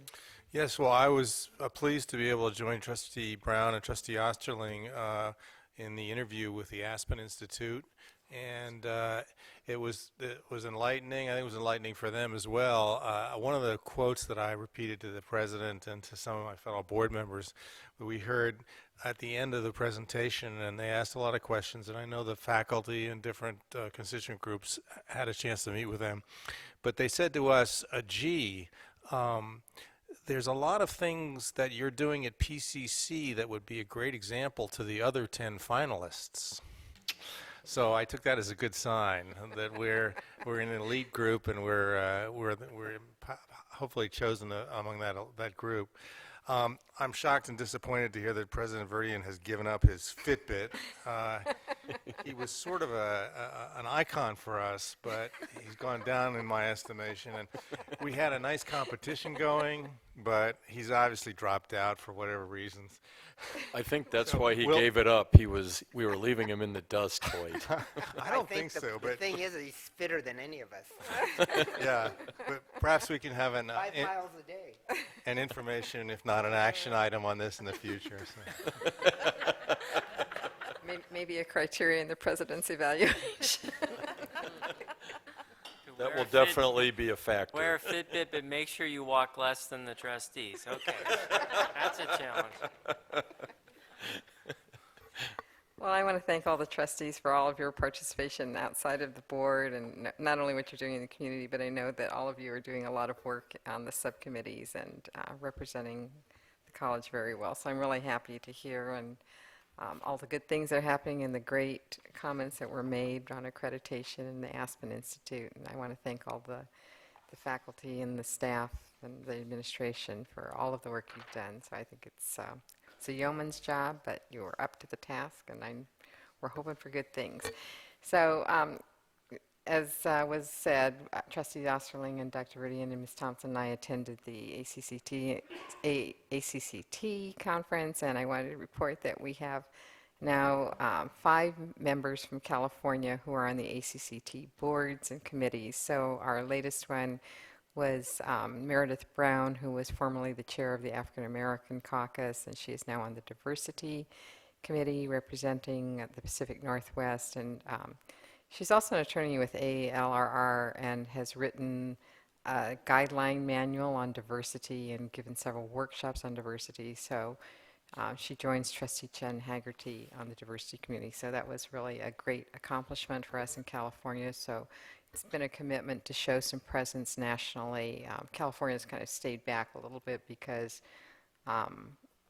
first we have the league, and second, I guess over the years, many of the states thought that we were too dominant, and so they were shunning us. But now we're back in the groove with everyone. Also on the upcoming league conference in November, so I'm glad to hear that we have people attending, and I just want to remind everyone that Trustees Osterling and Selvage will be giving a workshop on everything the trustees need to know about budget and finance. Anyway, it should be a really good one. And also the caucuses, the 4 caucuses are coming together, and we will host a joint reception once again. I've asked Senator Liu to also attend. I think it will be a great opportunity for the league to honor her for all the work that she's done in education. And then on CTE, one of the things that we'll be starting in January is a series of training sessions directly for the trustees on CTE and what they can do, and it's call to action for the trustees on what we can do at developing policies and furthering the goals, and helping the colleges achieve their goals in our role as trustees. So I'm working with Lionel Wiggins on this and several other people from the WEDPAC. So Lionel has put together a webinar which will be held tomorrow at noon, and I think most of you have received notification, but if you need that information again, I think we can send it out. And then there is, the league just sent out a notice on the CTE drive-in seminar, which will be held, I think, over at Coast College in first week of November. So if you are interested in attending that, that would be a good primer to get started. And then tomorrow, I think the board has coffee with the staff and the faculty. So I think Trustee Selvage and I are attending tomorrow. And with that, that's, of course. We will be changing the agenda for the board study session on November 30th. Initially, we were going to have KPCC as the topic on that day, but because of the urgency of what we have to do with CTE, we will have a study session on CTE on November 30th, because as you all know, we are part of the LA Orange County Consortium, and we are receiving $46 million for our region out of the $200 million. This is the biggest group for the whole state of California, and we have to have a plan for the whole area, which is being worked upon by the representatives of all the colleges, of all the districts, the 15 districts in this area, and that plan has to come to this board for final approval, even though it is a regional plan. And then we will also have our own plan, which will be coming directly from that, base out of that plan. And all those things will need to be approved by the board. But at the same time, we need to have a study session for the board to understand how the new CTE system is going to work. So we will be doing all that. We will have several presenters on November 30th, and you will also have an idea to look at what the plan will be looking like, and you'll also give us you'll give us some feedback and suggestions as what we can include in our local plan as we move it towards the final plan there. And everything will have to be approved at the January meeting, because everything is due to the Chancellor's office by the 31st of January, right? And the local plan, the regional plan itself is not complete yet, because our region just approved the governance model for that, and now by Friday of this week we will have the small group of 5 CEOs that will be liaising directly with the 30 college representatives that are working on the regional plan. So there's a lot of work that we will need to share with you, so that's why we have made the call, and I've discussed that with President Watt to change the study session of the 30th to CTE. I just wanted to note that on our proposed calendar, we show Wednesday, November 30th as a regular business meeting, so we would want to change it to that studies session. Right, so that would have come up under the proposed, What's that? I guess, future 9.02. Yeah, the future Okay. agenda This was and the meeting, future hard board copy. meeting dates. I see a study session for November 30th. Okay. I'm looking at the Well, hard yeah, copy I'm in our looking at this one, folder. too. It's- Oh, this is the proposed for 2016, right? Oh, this one hasn't changed, right? Yeah, so this one wasn't Yeah. changed.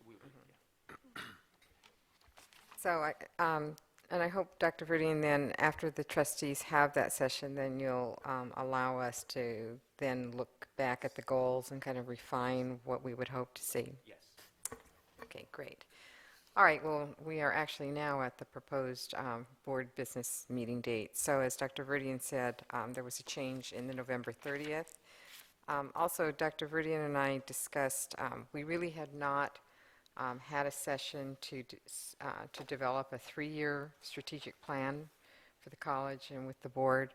And so Dr. Verdian has suggested that we might do that sometime in February. So your office will then send out some proposed dates. We will send some proposed dates for February. It will be a Saturday in February, and then we'll have a long session on the strategic planning process. Okay, are there any other changes on the board business meeting dates? Are there any requests for proposed future agenda items? You have one. Yes, Trustee Brown. So what I would like to see or get at some point is a report regarding our college smoking policy implementation. What is going on? It seems like as I walk through the campus, there are butts everywhere. Today, cigarette butts. Today, I'm sorry, I have to clarify that. This afternoon, as I was leaving, I saw 4 individuals smoking. And I'm saying, this is a non-smoking campus.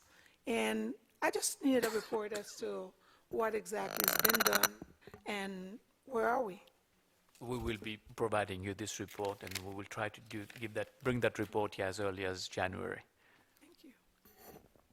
Wait till Prop 64 passes. Okay, any other requests? All right, so with that, we will adjourn the meeting.